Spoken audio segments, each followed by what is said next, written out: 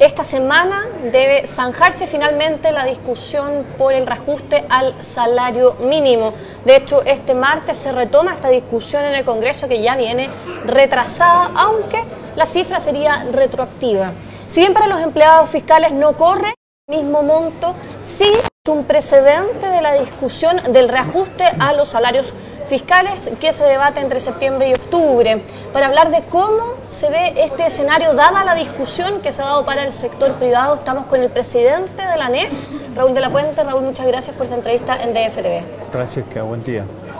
Tenemos a un ministro de Hacienda que se ha mostrado bastante duro en su postura.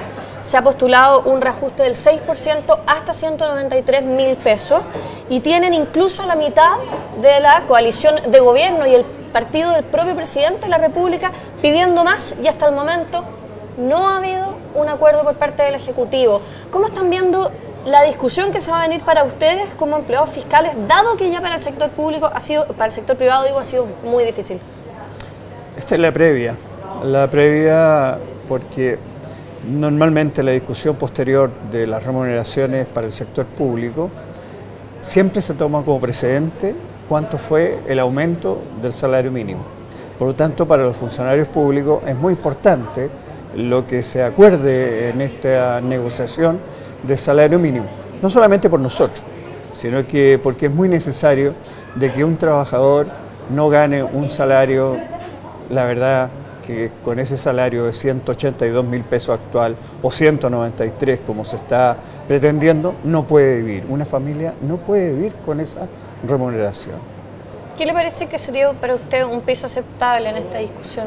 Nosotros estamos de acuerdo en que ese salario que dijo la Iglesia hace 4 años debiera ser para un trabajador, fuera el que hoy día se fijara como salario mínimo, vale decir 250.000 pesos.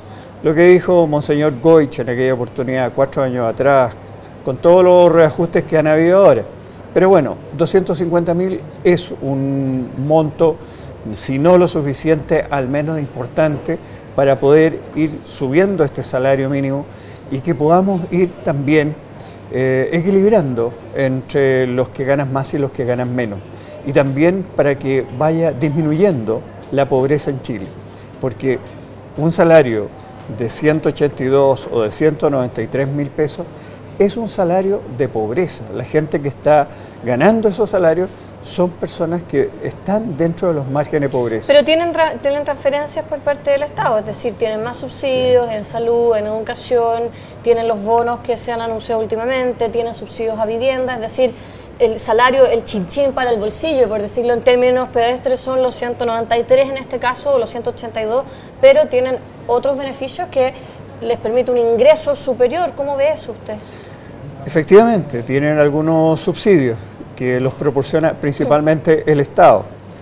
Pero dígame, usted va a comprar en el supermercado alimentos, cuando los alimentos subieron un 10%, el primer trimestre, el aumento que han tenido de inflación. ¿Va a poder pagar el Transantiago o el transporte con eso? ¿Va a poder pagar el arriendo de su casa con eso? ¿Va a poder pagar el dividendo de su casa con eso? ¿Va a poder pagar los cuadernos con que estudian sus hijos? Pero no. Es que muchos de esos niños estudian en colegios donde se les dan los útiles y las personas viven en casas que son subsidiadas por el Estado. En algunos casos puede ser, pero en otros no, viven de allegados, porque con ese salario no tienen casa, muchos de ellos. Y por lo tanto, digámoslo claramente, o sea, el ingreso es algo necesario. Ahora, si hay subsidio, bienvenido, pero no podemos por eso condenar a una persona a que viva con esos salarios. No hay nadie que pueda vivir con ese salario y por lo tanto los trabajadores en ese sentido somos solidarios. Y vamos a luchar porque este salario se aumente. Para que disminuya la pobreza en nuestro país es necesario mejorar aquellos salarios que son bajos. Por eso que es importante que el país haga un esfuerzo para poder subirle ese ingreso a esos que ganan menos. Raúl, antes de entrar en materia de lleno a la discusión que se va a venir con los reajustes fiscales, ¿Qué le parece a usted este argumento que se ha dado respecto de que finalmente son las pymes las que terminan pagando esto? Y también se lo pregunto porque el Estado también le debe dinero a las pymes, es decir, las pymes finalmente terminan siendo ahorcadas porque se sube un salario mínimo, ellas son las que tienen que pagarlo, aquí no hay ningún tipo de subsidio a la pyme, se pueden terminar exterminando varias pymes y además el Estado no les paga. ¿Cómo lo ves? Es que ese es el problema. Yo creo que las pymes deberían tener un subsidio del Estado, así como lo tienen, tú me decías, hay subsidios para los trabajadores.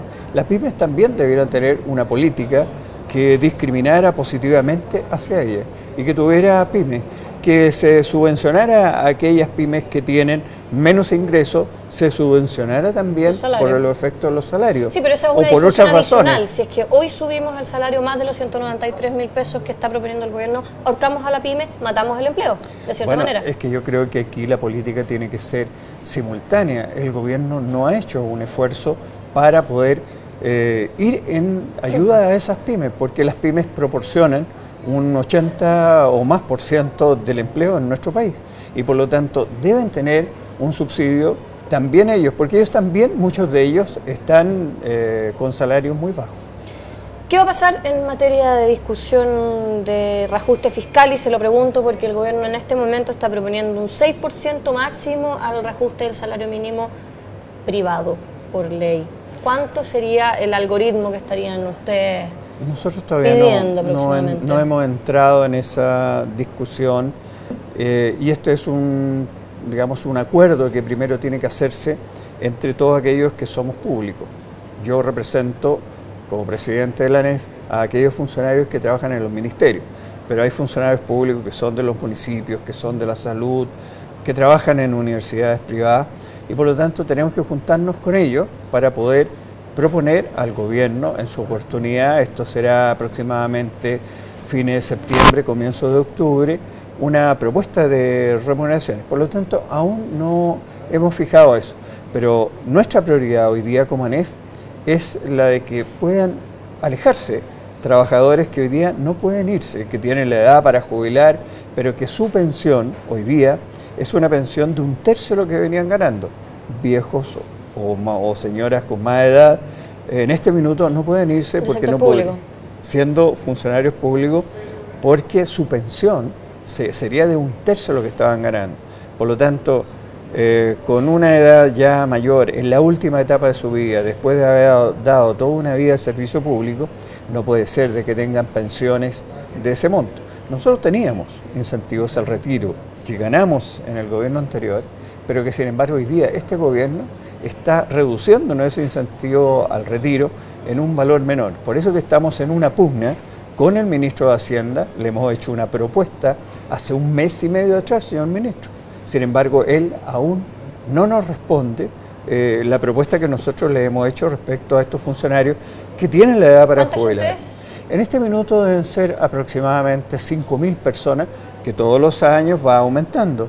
Y que por lo tanto es necesario para ellos que se retiren dignamente y también para que en el Estado puedan asumir nuevos profesionales, el gobierno pueda tener otras personas que también ayuden dentro de los servicios públicos, pero hoy día es necesario que esas personas se retiren en forma digna, después de haber dado toda una vida de trabajo. Pero ese no es el único problema que ustedes están teniendo en este momento, sino que seguimos con el tema de los despidos y probablemente la discusión sobre el reajuste del sector público va a ser aún más complicada que la que ha sido hasta el momento, porque hasta el momento tenemos un 6% en el que se consideran distintas variables, pero esta es una cifra que ha dado el gobierno. Me imagino que ustedes, si bien no tienen la cifra, en este momento pedirían más de un 6%. Bueno, naturalmente, sí, aquí lo que se trata es de que en este país que es tan exitoso en el crecimiento económico, lo hemos visto, no le ha afectado la crisis, sigue con un IMASEC de un 5,3%, inflaciones de 0 o menos 0, por lo tanto el país está bien. Y cuando está bien, lo que debe hacerse es que eso alcance para todos, eso pueda permitir también mejorar la distribución de la riqueza. No basta con crecer económicamente, es necesario distribuir también. Si Chile hoy día es uno de los países de la más mala está dentro de los 11 países de peor distribución del ingreso, es necesario atacar eso. Y eso se hace a través de las remuneraciones. Nosotros creemos de que esto, en primer lugar, aumentarse sobre estos porcentajes del salario mínimo, y también para los funcionarios públicos que tenemos una baja remuneración en comparación al mercado en general.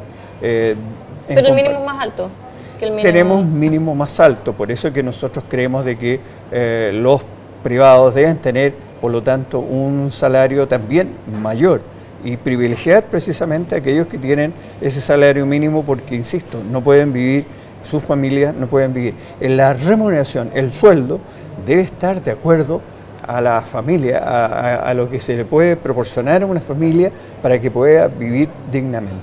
Bueno, se nos acaba el tiempo, la verdad es que se nos quedan hartos temas en el tintero. Sí, pero pues tú me habías dicho el tema del empleo, para nosotros es muy importante la estabilidad, no porque cambie un gobierno de turno, aquí tenga que cambiar todo el personal.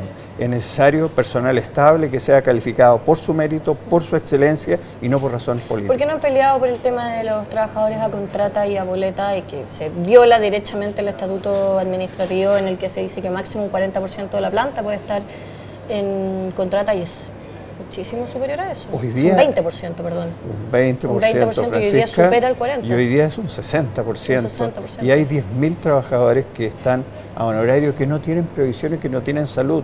Y no tienen vacaciones, no tienen vacaciones, no son funcionarios, no pueden afiliarse a organizaciones sindicales y por lo tanto es una vergüenza que el Estado... Pero la concertación era igual. En la concertación era igual, pero ¿sabes qué? No se despedía. Nosotros hemos tenido estos 2 últimos años 10.000 despidos de esas personas que son a contrata o a honorario. Eso es lo que quedan desprotegidos entonces.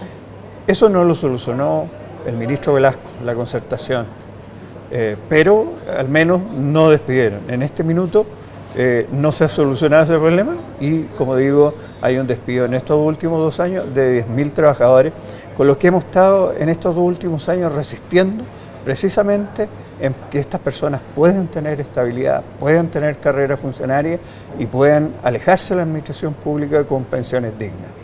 Bueno, quedamos entonces pendientes para una próxima entrevista, porque gracias. Son muchos los temas, se nos acabó el tiempo, pero muchas gracias por esta entrevista en DF TV. Y así dejamos esta entrevista y yo los dejo invitados a una próxima.